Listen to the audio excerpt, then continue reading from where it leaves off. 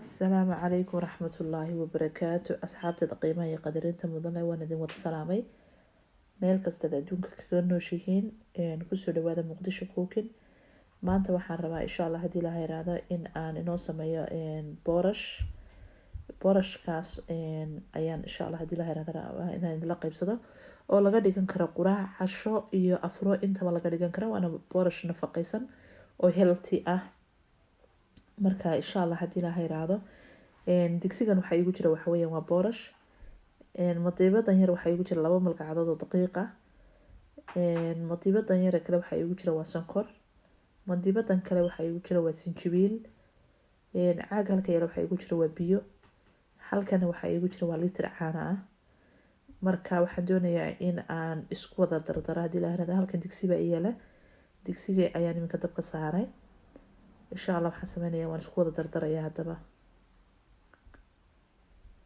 qof walba qiyaastiisa isaga garanaya. maxaa la yiraahdaa haduu wax yar sameynayo haduu wax badan sameynayo lama qiyaasi karo, because dadku familiyadu isma la eka. imka waxaan ku daray caano iyo biyo ayaan isku soo daray. sonkorti ayaan ku daray, waxaan kala reebay malaha, kulligood hal mar baan isku wada darayaa hadii la yiraahdo. hadda waxaan ku daray boorashkii. boorashka rabaa inaan isira dhex geliyo malqacdan ku yara walaaqaya. halkan waxaan ku walaaqanayaa waxa weeyaan waa daqiiqdii. daqiiqda insha Allah waxaan doonayaa inay si wanaagsan ay maxaa la smoothie u noqoto. sinjibiisha ayaan iminkan ku soo daray, iyadana si wanaagsan ayaan isku walaaqayaa. kabacdi waxa dhan hal mar baan isku wada darayaa si isu wada bislaadaan. boorash wax badan ma qaato, laakiin kale in yar waxa qaadanaysaa hadii la yiraahdo daqiiqda.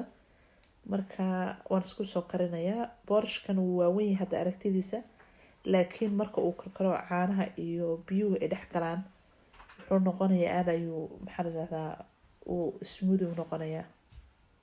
taag ma yeelanayo. marka waan soo karinayaa.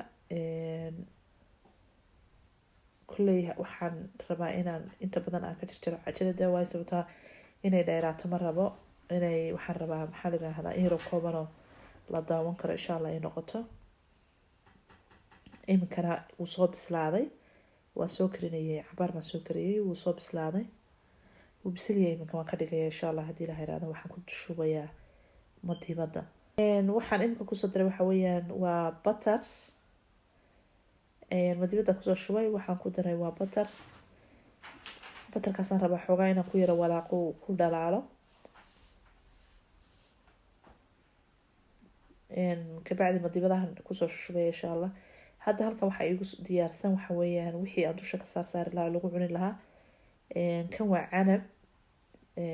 kan halka waxaan kale halka yarana waa timir, yogurt plain ah iyo maxaa la yiraahdaa bacdana waxa igu jira chia seed iyo blueberry. chia seed kana maxaa la yiraahdaa wuxuu leeyahay fiber badan buu leeyahay, yani uu wanaagsan yahay, aad buu wanaagsan yahay. madiibada hadda waxaan ku soo shubay waa boorashkii. insha Allah waxaan dusha ka saarayaa wixii aan dusha kaga sharixi lahaa. hadda waxaan ku daray waxa weeyaan waa chia seedkii. waan ku soo wada dhameystiray chia seed, timir, canab iyo yogurtkii. marka haddaad qof weyn tahay waad ka dhigi kartaa sonkorta. hadhow dusha waxaad kaga darsan kartaa malab. ana ciyaal baan u karinayay, saas darteedaan waxaan ugu daray sonkorta. marka waxaan idin leeyahay wassalaamu calaykum waraxmatullaahi wabarakaatu. waan idin wada salaamaya dhammaantiin. Thank you for watching Muqdisho Cooking. Please don't forget to subscribe, like, share and comment.